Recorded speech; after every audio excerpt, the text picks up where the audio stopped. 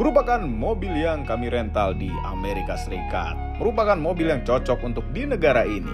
Gantengnya gak karu-karuan. Ini adalah Dodge Challenger. Halo YouTube, selamat datang di channel Motomoto.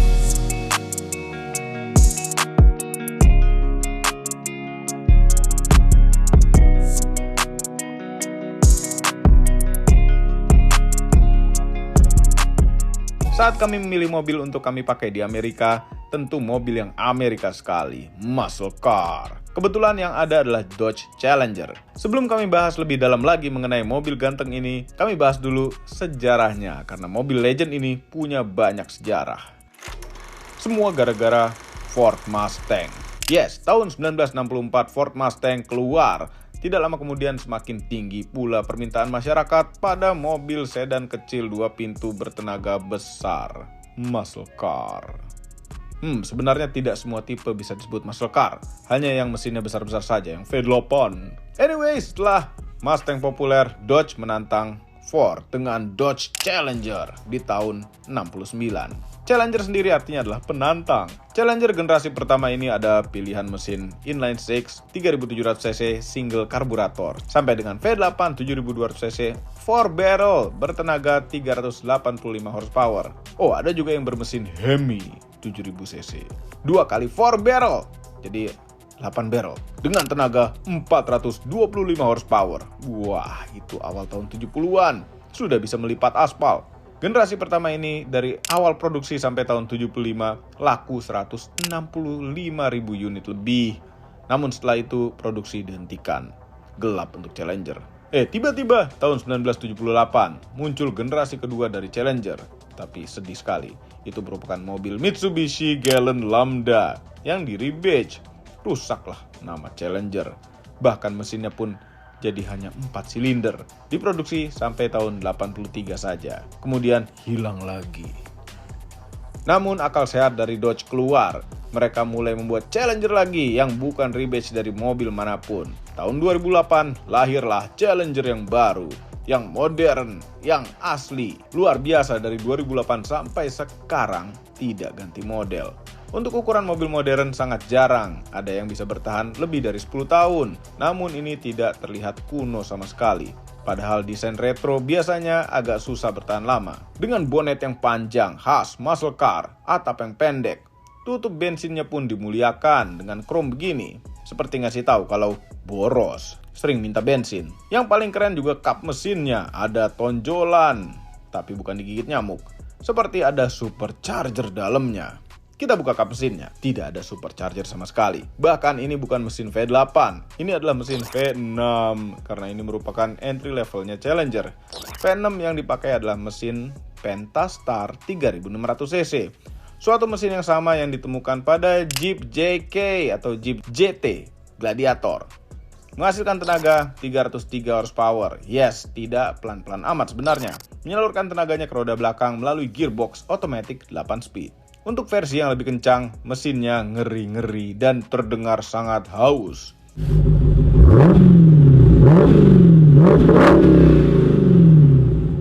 Ada mesin Hemi 5700cc V8 dengan tenaga 375 horsepower. Tapi katanya bisa menghemat bensin hanya dengan menghidupkan 4 silinder saja, bukan 88-nya. Kemudian ada mesin yang lebih ngeri, yaitu Hemi 6200cc. Ditambah lagi dengan supercharger. Wah, menghasilkan tenaga 717 horsepower. Tapi tunggu dulu, ada yang lebih ngeri lagi.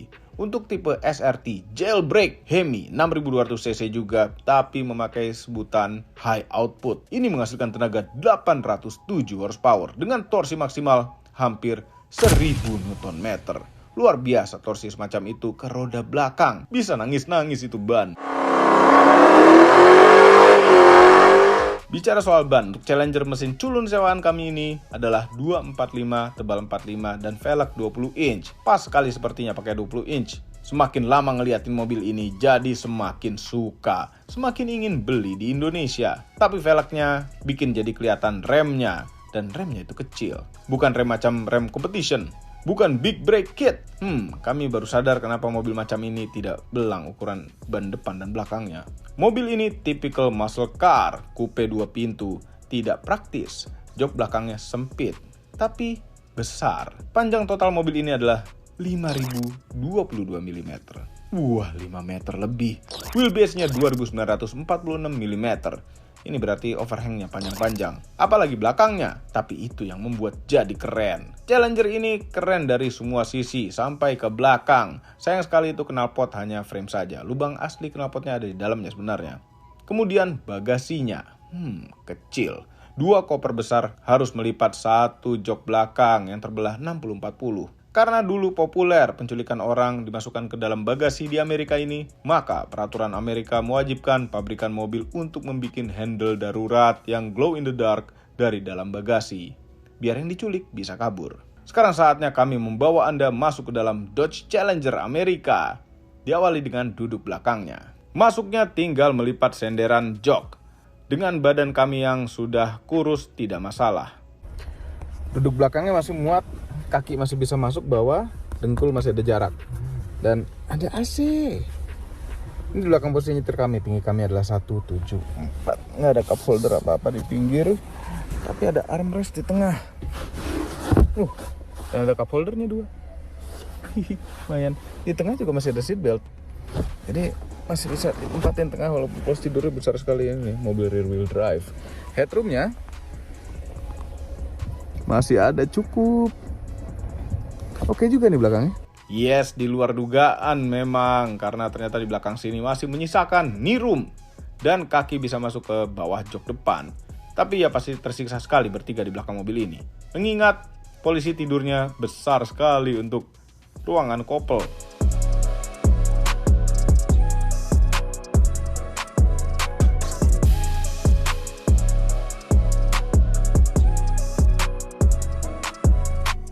Challenger di Amerika, mobil yang paling cocok. Ayo kita nyalakan dulu. Jadi ini semua empuk-empuk. Hah? Ya iyalah, mobil mahal. Terus ini ada head unit. Head unit itu layarnya tuh kecil. Lumayan dia bisa Apple CarPlay. Apple CarPlay-nya pun layarnya lebih kecil lagi, ada frame-nya lagi. Karena dia tidak menghilangkan tombol-tombol menu di bawah. Ini biasa ada radio.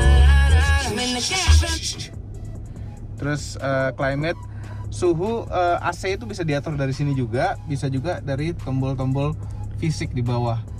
AC-nya ini dual zone. Bisa menghindari perkelahian suami istri bahkan sampai KDRT. Karena tidak ada kesepakatan suhu ruang dalam kabin. Terus ada aplikasi. Nah ini aplikasi bisa digeser-geser. Icon itu bisa digeser-geser mau taruh mana. Terus telepon seperti biasa. Ada kompasnya. Dia tidak punya built-in navigasi sendiri, tapi untung sudah bisa Apple CarPlay, jadi bisa navigasi yang Android Auto begitu. Dan Apple CarPlay. Nah ini unitnya kita bisa custom. Kami ganti ini dari MPG, mile per gallon, jadi kilometer per liter. Tidak Amerika sekali, tapi kami ngertinya kilometer per liter, bukan MPG. MPG bacanya susah sekali. Oke, nah ini ada start-stop engine button, ya, karena sudah keyless. Terus ini untuk kontrol audio dan ada hazard di sini. Matiin screen juga ada. Sport mode-nya tombolnya jadi satu sama audio. Aneh juga. Nah ini shifternya modelnya model T seperti ini, ya, dan indikatornya tuh ada di atasnya. Menarik sekali. Ya, terus untuk manual mode-nya plusnya tuh di belakang. Keren. Itu proper kalau plus ke belakang. Ada 12 volt power outlet di sisi penumpang dan ada tempat naro-naro yang kecil untuk istri menyembunyikan suatu dari suami. Setirnya lingkaran, ya lingkaran. Sebelah kanan untuk urusan cruise control, tapi tidak bisa adaptive cruise control. Ada 3 tombol kosong di sini. Sebelah kiri untuk urusan MID, ada telepon, angkat tutup telepon. Terus volume audio di mana? Ada di belakang sini. Dan track segala tuh ada di belakang sini. Ada pedal shiftnya juga, tapi pedal shiftnya setengah, cuma bagian atas doang. Jadi pakai telunjuk doang bisanya. Ya bisa pakai jari yang lain sih, tapi cuma setengah doang ke atas. Ini combination switch sebelah kanan tuh nggak ada. Adanya di sebelah kiri saja untuk Sun dan kawan-kawannya. Kawan-kawannya itu adalah wiper.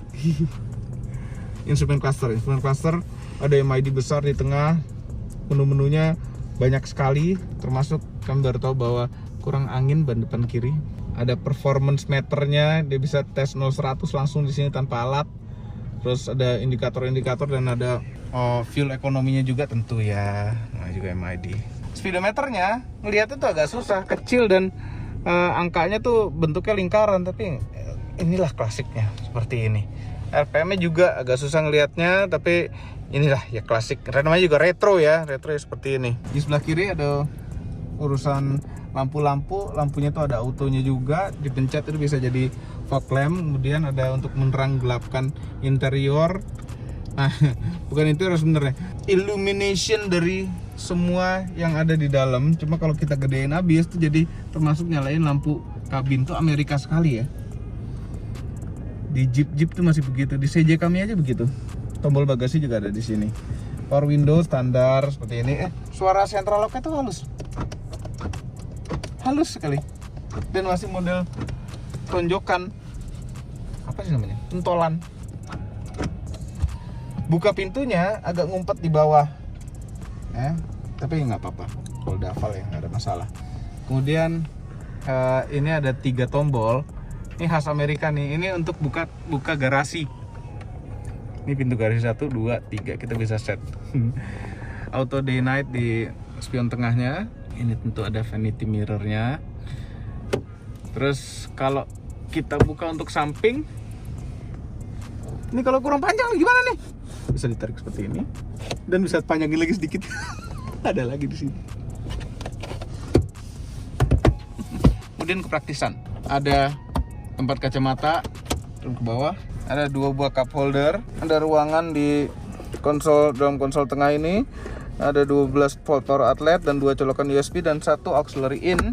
Lacinya besarnya nggak seberapa besar, tapi dia ada 2 lantai gitu modelnya. Nah, ini mungkin mereka sudah nyocokin pas untuk naruh pistol di Amerika ini. Di pintu juga ada tempat botol. Sudah, kepraktisannya sampai situ saja. Nah, ini tidak praktis-praktis amat. Apalagi bagasinya kecil, sayang sekali. Oh iya, joknya. Ini rem tangannya kan nggak ada dari tadi nih. Rem tangan tuh masih pakai otot, tapi pakai otot kaki. Ditekan pencet sini. Ditekan pencet gini. Kayak Harrier Alphard. Ya seperti itu. Cuma ini nginjek lebih berat, lebih Amerika sekali. Joknya ini bucket enak.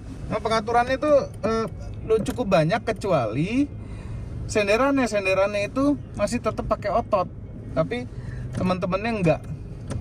Terus ada lumbar supportnya juga. Ini bucketnya enak ya, lebar. Nah, cuma masalahnya ini tuh headrestnya jauh ke belakang. Jadi nggak bisa sambil santai istirahat nyetir tuh sambil kepala nyender tuh agak susah ke arah dongak gini. Itu masalahnya cuma itu. Tapi posisi nyetir enak karena bisa tilt teleskopik ya. Tadi pikirkan bener caranya, posisi nyetir yang enak. Sekarang saatnya kita jalan. Oke, sekarang saatnya nyetir. Wah, agak repot membiasakan setir kiri di negara setir kiri. Tapi setelah 1-2 hari sudah terbiasa. Dan kami merasa ganteng sendiri di sini. Walaupun sering ketemu challenger lain di jalan. Ya rasanya lebih belagu saja. Apalagi melihat kap mesin yang nonjol kalau lagi nyetir. Keren sekali rasanya naik Dodge Challenger ya. Ganteng sendiri udah memang. Tapi bukan berarti nyaman. Kekedapan pada mobil ini agak kurang. Ya, walaupun kami berada di Amerika yang tidak ada motor-motor berisik, tapi tetap ngerasa mobil ini suara dari luar tuh masuk, tetap ngerasa seperti kaca ada yang kurang rapat satu kaca. Jadi suara dari luar masuk. Khususnya untuk road noise. Ya, ini bannya mungkin ban yang lebih sport daripada ban biasa gitu. Cuma suara ban tuh masuk road noise-nya. Nah, ini betonnya lagi bagus sih. Jalan tol di sini beton masalahnya. Jalan tolnya lagi bagus. Ya, road noise-nya lagi rendah, tapi kadang-kadang kenceng. Tapi kadang-kadang rendah seperti ini. Ini lagi bagus sekarang. Nah, bicara kenyamanan, ini mobil sport. Tidak nyaman.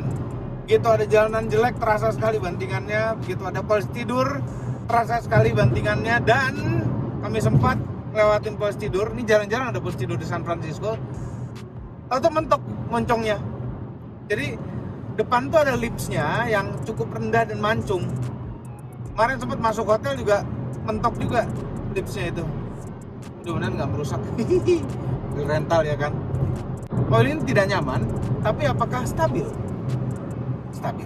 Ya. Kami tidak mencoba belok yang kencang sekali, tapi kami mencoba tikungan di kecepatan yang tinggi. Dan ini lumayan kestabilannya. Mobil Amerika itu tidak dikenal dulu ya, muscle car itu tidak dikenal mobil yang bisa belok ya. Dia bisa kenceng, lurus. Tapi kalau masalah belok, katanya agak kurang. Cuma mobil sekarang ini sudah diimprove sekali. Amerika sudah sadar sekali bahwa selain lurus, mereka butuh belok juga. Jadi ini sudah diimprove suspensinya dibanding dengan Challenger yang lama sekali.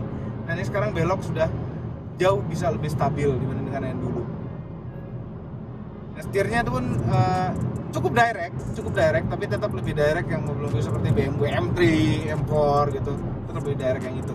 Ini ya direct tapi masih tetap nyaman. Suara mesinnya memang bukan V8, tapi ya ada suaranya juga sedikit. Jangan-jangan dari speaker.